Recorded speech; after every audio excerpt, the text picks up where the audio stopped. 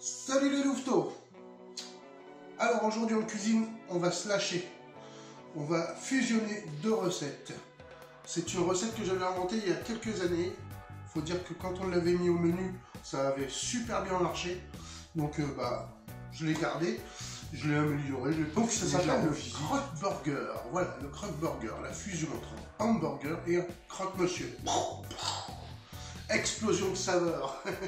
Vous allez vous régaler, c'est très simple à faire, c'est peu cher et ça a du goût. Voilà. Alors, pour ça, nous aurons besoin de la liste des ingrédients qui défilent. Encore, petite parenthèse. Voilà, on a besoin de faire un beurre maître d'hôtel. Bon, le problème, c'est que j'ai pas de persil frais. Il me reste un peu d'ail frais, mais bon, voilà, je le garde pour autre chose et j'ai prévu de faire autre chose. Donc, vous, quand ça vous arrive, parce qu'il faut de l'échalote aussi, donc quand ça vous arrive, voilà, ce que vous faites, vous avez tous à la maison du persil déshydraté. Vous avez tous de l'ail déshydraté, forcément aussi. Donc, moi, ce que je vous conseille, c'est dans un petit contenant, donc du persil et de l'ail déshydraté ensemble, vous salez légèrement, vous tournez, hop, et vous ajoutez un tout petit peu d'eau. Et ça, on va le laisser quelques temps au frigo. Et en fait, eh bien, ça a vraiment l'odeur du frais, je vous garantis.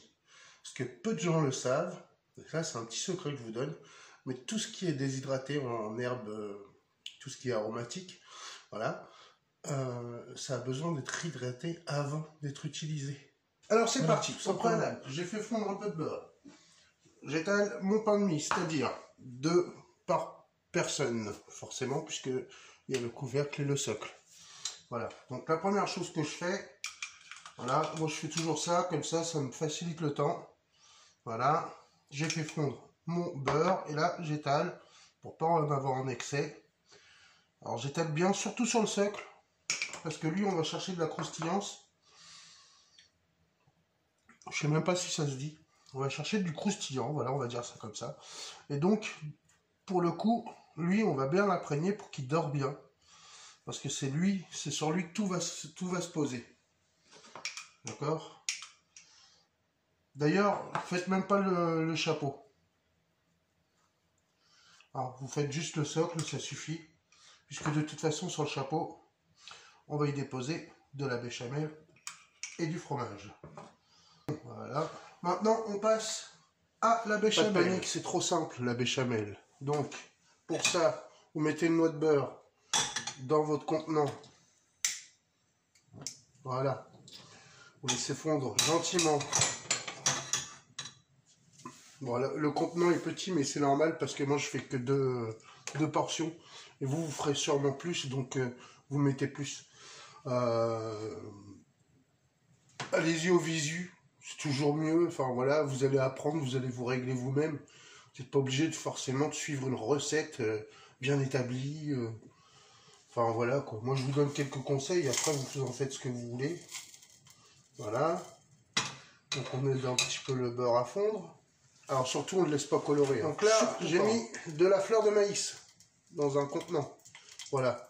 Je vais mettre au fur et à mesure, et je vais voir, dès que j'obtiens une pâte, une boule comme le roux de la dernière fois, c'est pas la peine que j'en mette plus. Elle est un petit peu chiante cette casserole là parce qu'elle est vraiment toute petite. Bon, enfin bref. Voilà, je verse délicatement. Vous avez vu avec mon fouet ce que je fais?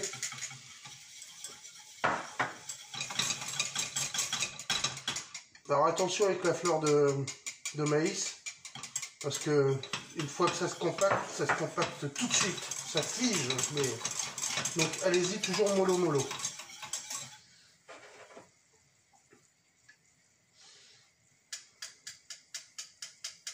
Voilà, j'avais mis l'équivalent, allez, de, on va dire, 4 cuillères. De maïs, l'avantage, c'est que c'est sans gluten. Donc s'il y a des gens qui sont allergiques ou qui digèrent mal le gluten, de toute façon, on le digère tous plus ou moins mal. Hein. Ça, faut pas se leurrer, c'est comme ça. L'avantage de la fleur de maïs, c'est que c'est sans gluten. Voilà.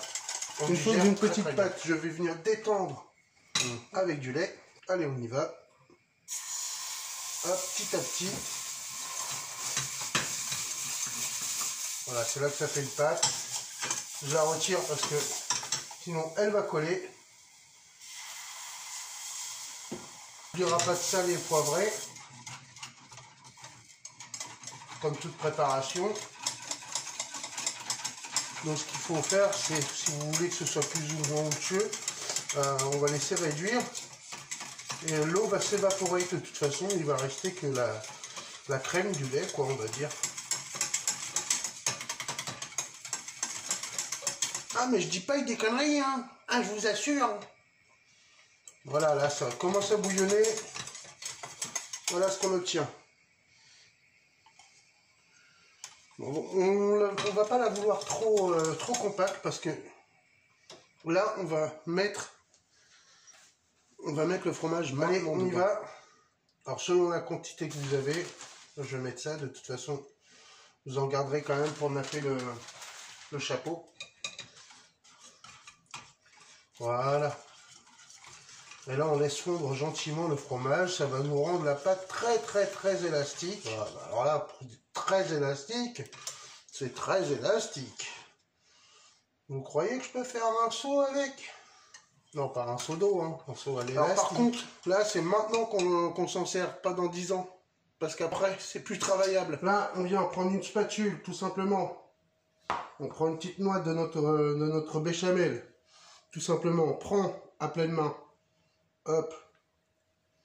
Et on vient. Il n'en faut pas beaucoup, hein, vous savez, c'est juste pour donner du goût.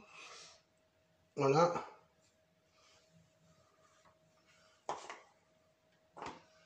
Hop. Et son chapeau aussi.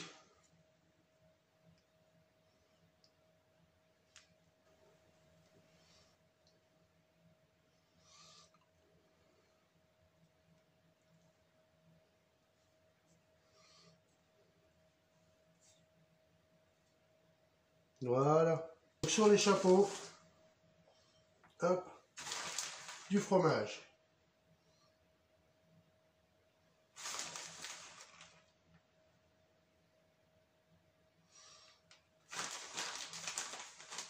Voilà. On étale bien.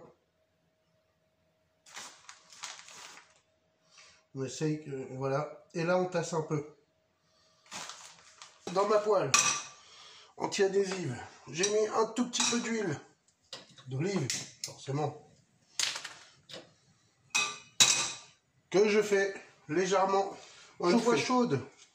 On vient y déposer nos oignons qu'on va laisser frire. Et là, hop, petit conseil, l'oignon c'est comme le sucre, si vous voulez qu'il caramélise, faut pas y toucher. Et vous savez de toute façon pourquoi l'oignon, si on l'agite trop, il met plus de temps à caraméliser? Bah tout simplement parce que l'oignon, il y a un gros pourcentage de sucre dedans. Alors, vous le sentez peut-être pas parce qu'il y a le piquant de l'oignon et voilà, ça désucre on va dire. Mais l'oignon c'est une bulbe très sucrée en fait. Pour faire ma petite minute, là on voit que ça commence à prendre de la couleur. Donc dans ce cas-là, on peut retourner un peu. Voilà le résultat que j'attendais, que j'escomptais, n'est-ce pas? Et là, pas plus parce que de toute façon il retourne au four. Donc ça, vous débarrassez, vous mettez. On vient, on garde hein, les sucres de cuisson qui sont accrochés, là on les garde. Et on vient beurrer notre casserole, notre poêle gentiment, voilà. Ah bah pour le coup, il va pas mettre du temps à fondre, hein. Et là, voilà, quand le beurre est noisette, on vient y déposer notre viande. Voilà. On la laisse échanger. Et on la saisit. Là, on saisit encore. On vient jouer un peu avec, comme ça, la bouger dans la casserole, enfin dans la poêle, pour qu'elle accroche sur les sucres et qu'elle récupère les sucres de cuisson de votre oignon. Ça va déjà me préparer à avoir un petit goût. Voilà, quand elle a pris de la couleur, là, gentiment, comme ça. On va pas trop pousser la cuisson parce que ça retourne au four et je tiens à garder du moelleux. Alors, comme la dernière fois, on penche. Voilà, on vient arroser. Bon, c'est vrai que j'ai pas mis beaucoup de beurre, mais bon. Là, on va venir chercher le petit persil et l'ail et l'échalote qu'on avait mis tout à l'heure de côté. Hop. On fait une espèce de croûte. J'espère que vous voyez. Sur notre viande. Voilà. Ça va nous servir de barbette d'hôtel. Tout simplement. Ça va donner un petit cachet à notre viande. Et bah oui, si c'était caché. Il s'était caché. Allez, on y va. Donc, je dépose ma viande que j'écrase gentiment. Voilà, comme ça. Bon, gentiment, je suis en train de lui faire la peau. On vient avec l'oignon et on dépose l'oignon sur la viande. Comme ceci. Voilà. Comme cela. Voilà.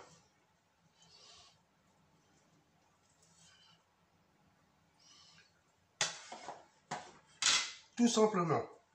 Hop. Je viens, je reprends le beurre fondu de tout à l'heure. Et là, j'en mets une petite goutte sur la viande.